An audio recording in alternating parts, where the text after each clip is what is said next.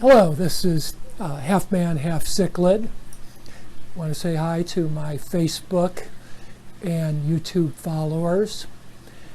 The topic of my video today is African cichlid aggression. If you're like me, you check many of the African cichlid YouTube channels on a regular basis. And one thing that I've noticed in particular the last few months is one of the most popular topics has been African cichlid aggressions. And one of the takeaways for me from all these videos is that there are a lot of confusing and contradictory opinions about African cichlid aggression. And if I was a newbie to the hobby, or even an intermediate hobbyist, or even early advanced hobbyist, I wouldn't know what to do because it seems like every channel has a different opinion. High density with your fish, low density with your fish. How to feed them, how not to feed them. Lights, no lights. Rearrange the furniture, don't rearrange the furniture. A lot of contradictory information out there. So I felt compelled to jump in and try to make things simpler and to share my 2 cents and my 25 years experience with African cichlids. First of all, I think we overthink this topic. It's not as complicated as we try to make it out. And I've distilled down all my experience into a simple 4-point formula, which I wanted to share with you.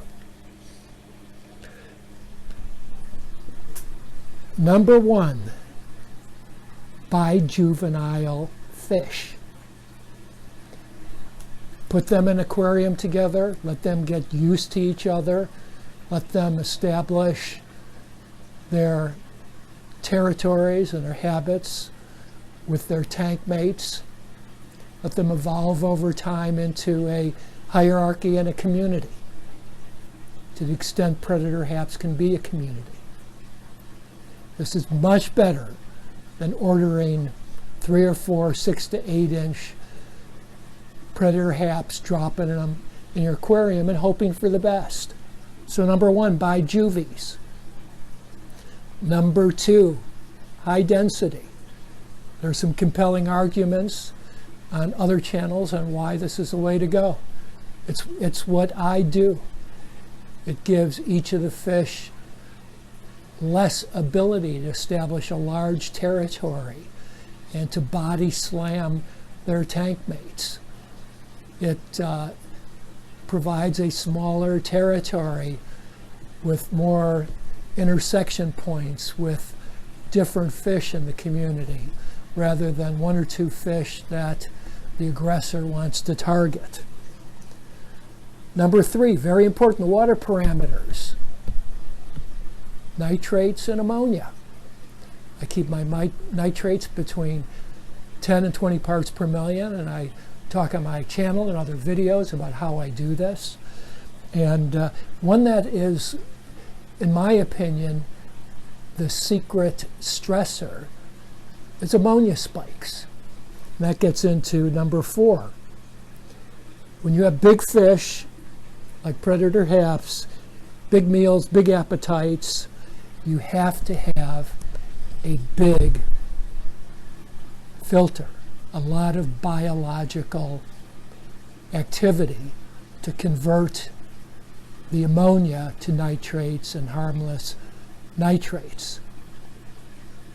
If you've got 2 FX6s on a 250-gallon tank and you've got a reasonably high density in that aquarium, even though you may never detect an ammonia spike, I can guarantee you those big fish, after a big meal, are putting out an awful lot of waste, and it takes time for the limited biological capacity of a canister filter to to soak up that ammonia and convert it to harmless nitrates.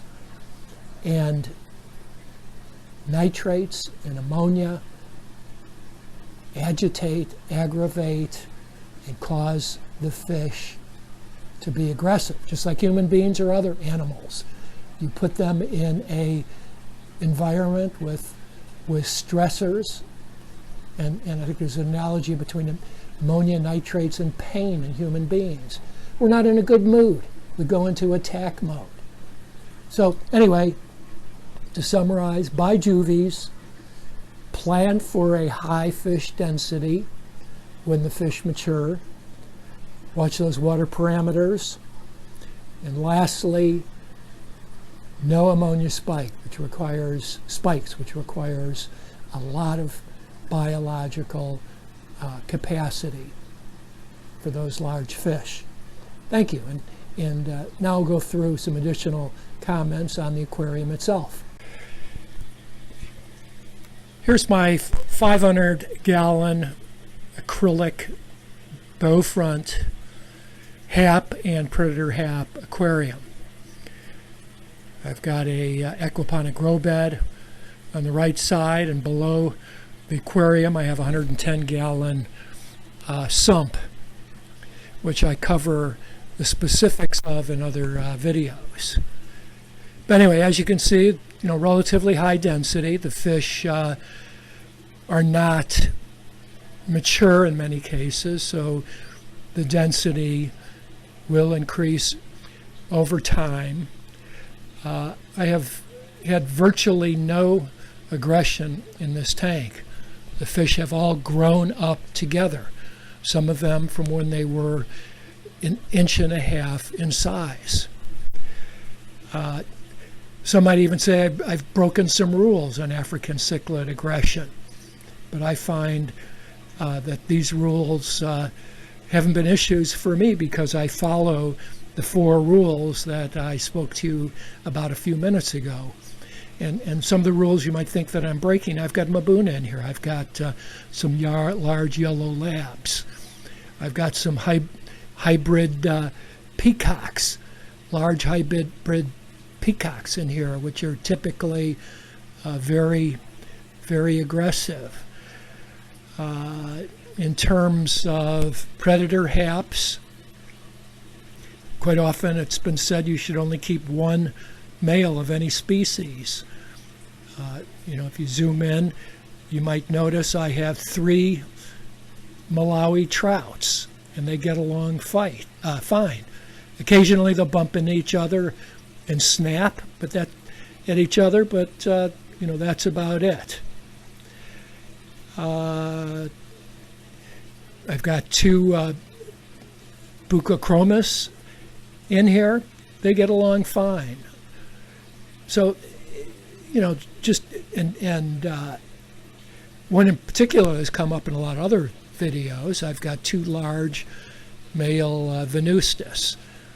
I'm not sure where they are right now, but I've got one that's going on 10 inches and another one that's 8 inches.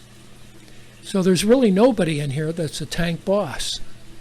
And again, the rules that I stick by are grow your fish from juvies. Let them become a community together. Plan for a high fish density. Manage your water parameters, in particular your nitrates, and I do that with water changes in an aquaponic grow bed. And don't let there be any ammonia spikes. I do that with the 110-gallon sump that I have below the aquarium. And keep in mind that big fish, and some of these will get much bigger yet, equal big meals, and you've got to have that big filter with a lot of biological capacity. Thank you. Please comment, subscribe, ring that bell, and comment.